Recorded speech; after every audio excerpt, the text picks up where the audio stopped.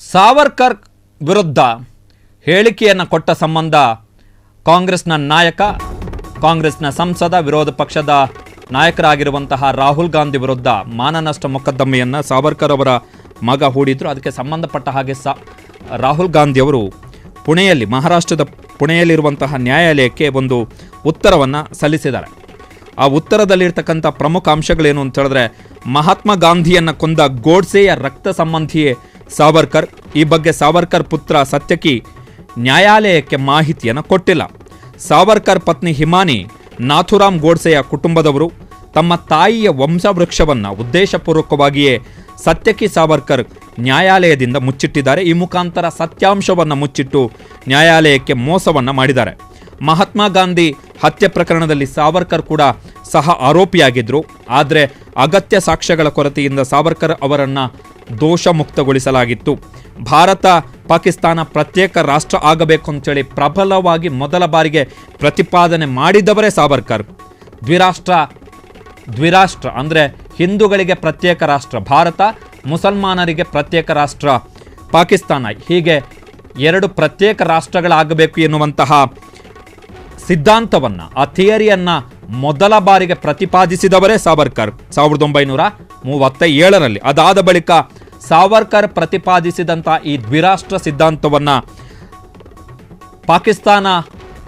ಪಾಕಿಸ್ತಾನ ಸೃಷ್ಟಿಯಾಗಬೇಕು ಅಂತೇಳಿ ವಕಾಲತ್ತನ್ನು ವಹಿಸಿದ್ದಂತಹ ಮಹಮ್ಮದ್ ಅಲಿ ಜಿನ್ನಾ ಆ ಸಾವರ್ಕರ್ ಮುಂದಿಟ್ಟಿದ್ದಂಥ ಈ ದ್ವಿರಾಷ್ಟ್ರ ಸಿದ್ಧಾಂತವನ್ನು ಪ್ರತಿಪಾದನೆ ಮಾಡ್ತಾ ಹೋದರು.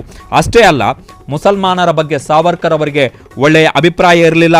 ಸುಂದರ ಮುಸಲ್ಮಾನ ಯುವತಿಯರನ್ನು ಹಿಡಿದು ಮತಾಂತರಿಸಿ ಮರಾಠ ವಾರಿಯರ್ಸಿಗೆ ಉಡುಗೊರೆ ನೀಡಬೇಕು ಅಂತೇಳಿ ಸಾವರ್ಕರ್ ಪ್ರತಿಪಾದನೆಯನ್ನು ಮಾಡಿದರು.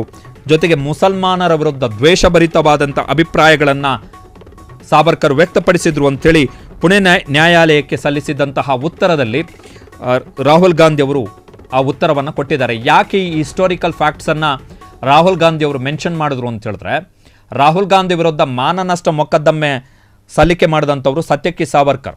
ಸೊ ಸತ್ಯಕಿ ಸಾವರ್ಕರ್ ಸಲ್ಲಿಸಿದಂಥ ಈ ಮಾನನಷ್ಟ ಮೊಕದ್ದಮೆ ಏನಿದೆ, ಇದಕ್ಕೆ ಸಂಬಂಧಪಟ್ಟ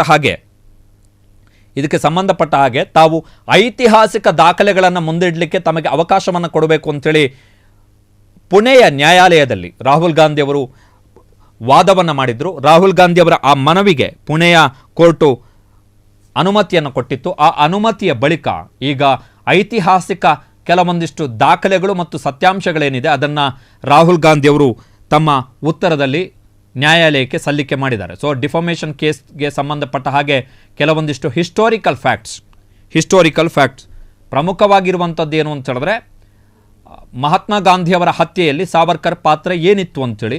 ಸೊ ರಾಹುಲ್ ಗಾಂಧಿ ಅವರು ಮುಂದಿಟ್ಟಿರ್ತಕ್ಕಂಥ ಹಿಸ್ಟೋರಿಕಲ್ ಫ್ಯಾಕ್ಟ್ಸ್ನ ಪ್ರಕಾರ ನಾಥುರಾಮ್ ಗೋಡ್ಸೆ ಮತ್ತು ಸಾವರ್ಕರ್ ಇಬ್ಬರು ಕೂಡ ಸಂಬಂಧಿಗಳು. ಸಾವರ್ಕರ್ ಅವರ ಪತ್ನಿ ನಾಥುರಾಮ್ ಗೋಡ್ಸೆ ಕುಟುಂಬದ ರಕ್ತ ಸಂಬಂಧಿ ಆಗಿರೋದರಿಂದ ಇಬ್ಬರಿಗೂ ಲಿಂಕ್ ಇದೆ. ಜೊತೆಗೆ ಗಾಂಧಿ ಹತ್ಯೆಯಲ್ಲಿ ಸಾವರ್ಕರ್ ಕೂಡ ಸಹ ಆರೋಪಿಯಾಗಿದ್ದರು, ಅಕ್ಯೂಸರ್ ಆಗಿದ್ದರು. ಆದರೆ ಸಾಕ್ಷ್ಯಗಳ ಕೊರತೆಯ ಕಾರಣದಿಂದಾಗಿ ಸಾವರ್ಕರ್ ಅವರನ್ನು ಖುಲಾಸೆಗೊಳಿಸಲಾಯಿತು ಅಂತೇಳಿ ರಾಹುಲ್ ಗಾಂಧಿ ಅವರು ಹೇಳಿದ್ದಾರೆ. ಜೊತೆಗೆ ಭಾರತ ಮತ್ತು ಪಾಕಿಸ್ತಾನವಾಗಿ ಎರಡು ರಾಷ್ಟ್ರಗಳಾಗಿ ವಿಭಜನೆ ಆಗಬೇಕು ಅಂತೇಳಿ ಮೊದಲ ಬಾರಿಗೆ ಪ್ರತಿಪಾದನೆ ಮಾಡಿದವರೇ ಸಾವರ್ಕರ್ ಎನ್ನುವಂಥದ್ದು ರಾಹುಲ್ ಗಾಂಧಿ ಅವರು ಕೊಟ್ಟಿರ್ತಕ್ಕಂತಹ ಐತಿಹಾಸಿಕ ದಾಖಲೆಗಳಲ್ಲಿ ಇರತಕ್ಕಂತಹ ಅಂಶಗಳು. ಈ ಉತ್ತರಕ್ಕೆ ಸಾವರ್ಕರ್ ಅವರ ಪುತ್ರ ಏನು ಕೌಂಟ್ರನ್ನು ಕೊಡ್ತಾರೆ ಎನ್ನುವಂಥದ್ದನ್ನು ನೋಡಬೇಕು. ಇಲ್ಲಿ ಒಂದು ಅಂಶವನ್ನು ನಾವು ನೆನಪಿಸ್ಕೊಳ್ಬೇಕು. ಏನು ಅಂತ ಹೇಳಿದ್ರೆ, ತಿಂಗಳ ಹಿಂದೆ ಏಪ್ರಿಲ್ನಲ್ಲಿ ಸುಪ್ರೀಂ ಕೋರ್ಟ್ ರಾಹುಲ್ ಗಾಂಧಿ ಅವರಿಗೆ ಒಂದು ಎಚ್ಚರಿಕೆಯನ್ನು ಕೊಟ್ಟಿತ್ತು. ಇನ್ಯಾವತ್ತೂ ಕೂಡ ಸಾವರ್ಕರ್ ಅವರ ವಿರುದ್ಧ ನೀವು ಹೇಳಿಕೆಯನ್ನು ಕೊಡಲ್ಲ ಅಂಥೇಳಿ ವಾಗ್ದಾನವನ್ನು ಮಾಡಬೇಕು ಅಂತೇಳಿ. ಆ ವಾಗ್ದಾನವನ್ನು ರಾಹುಲ್ ಗಾಂಧಿಯವರ ಪರ ವಕೀಲರಾಗಿದ್ದಂಥ ಅಭಿಷೇಕ್ ಮನು ಸಿಂಘ್ವಿ ಅವರು ಸುಪ್ರೀಂ ಕೋರ್ಟ್ನಲ್ಲಿ ಮಾಡಿದರು. ಇನ್ಯಾವತ್ತೂ ಕೂಡ ಸ್ಟೇಟ್ಮೆಂಟನ್ನು ಕೊಡಲ್ಲ ಅಂಥೇಳಿ. ಜೊತೆಗೆ ಒಂದು ವೇಳೆ ಸಾವರ್ಕರ್ ವಿರುದ್ಧ ನೀವು ಮತ್ತೆ ಇಂಥದ್ದೇ ಹೇಳಿಕೆಯನ್ನು ಕೊಟ್ಟರೆ ನಾವೇ ಸುಮೋಟೋ ಪ್ರಕರಣವನ್ನು ದಾಖಲಿಸಿಕೊಳ್ತೀವಿ ಎನ್ನುವಂಥ ಎಚ್ಚರಿಕೆಯನ್ನು ಕೂಡ ಸುಪ್ರೀಂ ಕೋರ್ಟ್ನ ನ್ಯಾಯಮೂರ್ತಿಗಳು ರಾಹುಲ್ ಗಾಂಧಿ ಅವರಿಗೆ ಕೊಟ್ಟಿದ್ದರು. ಅದರ ಬೆನ್ನಲ್ಲೇ ಈಗ ಸಾವರ್ಕರ್ ಅವರ ಪುತ್ರ ಸಲ್ಲಿಸಿರ್ತಕ್ಕಂಥ ಮಾನನಷ್ಟ ಅರ್ಜಿಗೆ ಸಂಬಂಧಪಟ್ಟ ಹಾಗೆ ರಾಹುಲ್ ಗಾಂಧಿ ಅವರು ಈ ಉತ್ತರವನ್ನು ಸಲ್ಲಿಕೆ ಮಾಡಿದ್ದಾರೆ.